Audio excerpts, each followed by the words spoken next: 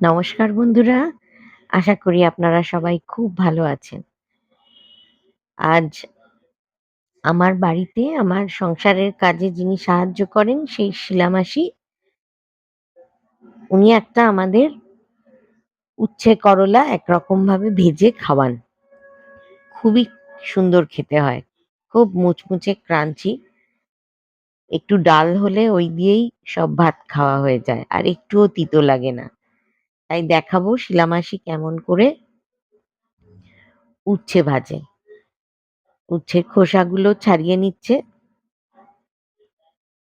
শিলামাসিরই হাতে উনি নিজেই কেটে-কুটে রেডি করছেন। আমি খালি ক্যামেরার পেছনে দাঁড়িয়ে আছি। খোসাগুলোর যে দানা, দানা জায়গাগুলো সেগুলো চেঁছে ফেলে দিচ্ছেন। এবার একটু তেরছা করে চাক, চাক করে উচ্ছেগুলো কেটে নিচ্ছে। বেশ খানচারেক উচ্ছে এইভাবে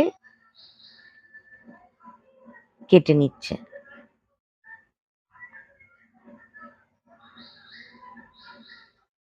উচ্ছে কাটার পর এইরকম দেখতে লাগবে। এরকম ডিম্বাকৃতি মতন।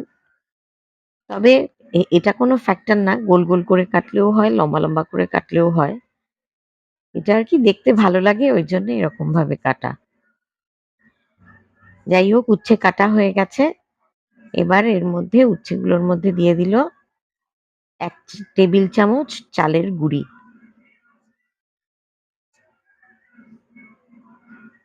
জিনিসটা ভাজা হবে, একদম ফ্রাই আইটেম।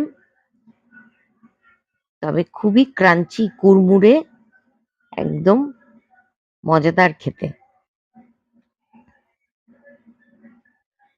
এরপর দিয়ে দিল এর সঙ্গে ১ টেবিল চামচ বেসন গুঁড়ো। ঠিক চালের গুঁড়ো যতটা বেসন গুঁড়োও ততটা। আর এর সঙ্গে আবারও দেবে ময়দার গুঁড়ো। সবই এক পরিমাণের। ১ চামচ চালের গুঁড়ো, ১ চামচ বেসন গুঁড়ো, ১ চামচ ময়দার গুঁড়ো, মানে ময়দা। চালের গুঁড়োটা একটু ক্রাঞ্চি ফিলিং দেবে, ময়দাটা এটা একটু বাঁধনের কাজ করবে। আর বেসন তো ফ্রাই এর জন্য মাস্ট। দিয়ে দিল স্বাদ অনুযায়ী লবণ। এই ৪ টে উচ্ছের জন্য 1/2 টিস্পুন লবণ দিয়েছে আর 1/4 টিস্পুন হলুদ গুঁড়ো আর কালো জিরে। এবার পুরোটা ভালো করে মাখিয়ে নেবে। শুকনো, শুকনোই মাখিয়ে নেবে। জল দেবার দরকার নেই। তবে কেউ যদি চান সামান্য একটু জল দিতেও পারেন।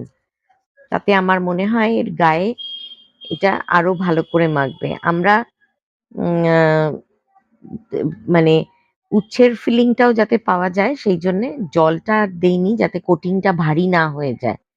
কোটিংটা হালকা রাখার জন্যই এরকম জল ছাড়া গুঁড়ো, গুঁড়ো মেখে নেওয়া। যে উচ্ছের গায়ে যে নিজস্ব জলটা আছে ও দিয়েই এটা অ্যাবজর্বড হয়ে নেবে। কড়াইতে তেল গরম হয়ে গেছে।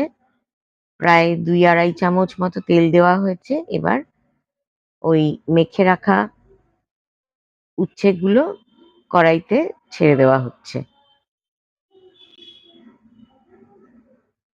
খুব বেশি অ্যা হাই টেম্পারেচার এ ভাজা যাবে না। একটা মিডিয়াম টেম্পারেচার এ এগুলোকে ভাজতে হবে। কারণ তা না হলে ভেতরটা কাঁচা থেকে যাবে। ওপরটা তাড়াতাড়ি ব্রাউন হয়ে যাবে ভাজা হয়ে।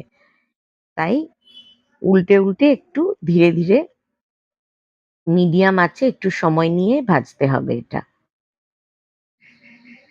গরম ভাতের সঙ্গে খুব সুন্দর লাগে। শুকনো ভাতেও ভালো লাগে কিংবা ডাল দিয়ে একটু ভাত মেখে মানে ডালের সাথে খেতে এই উচ্ছে ভাজা খুব সুস্বাদু। একবার অবশ্যই এরকমভাবে উচ্ছে কিংবা করলা ভেজে খাবেন। দেখবেন মাঝে, মাঝেই এটা করতে ইচ্ছে করবে। আমরা তো উচ্ছে খাই, তিতোটা আমরা প্রত্যেক দিনই খাই। তোর ১ম পাতে একটা তিতো থাকে। সেই তিতোটা যদি এরকম ভাজা হয়, উচ্ছে ভাজা তো আমরা এমনিও খাই, বটি মতন করে খাই, এমনিও উচ্ছে ভেজে খাই। কিন্তু এইভাবে চালের গুঁড়ি, ময়দার গুঁড়ি, বেসন গুঁড়ি দিয়ে মাখিয়ে ভেজে খেলে বেশ কুড়মুড়ে ক্রাঞ্চি খুব সুন্দর লাগে। রেসিপি পছন্দ হলে লাইক আর শেয়ার করতে ভুলবেন না। ধন্যবাদ।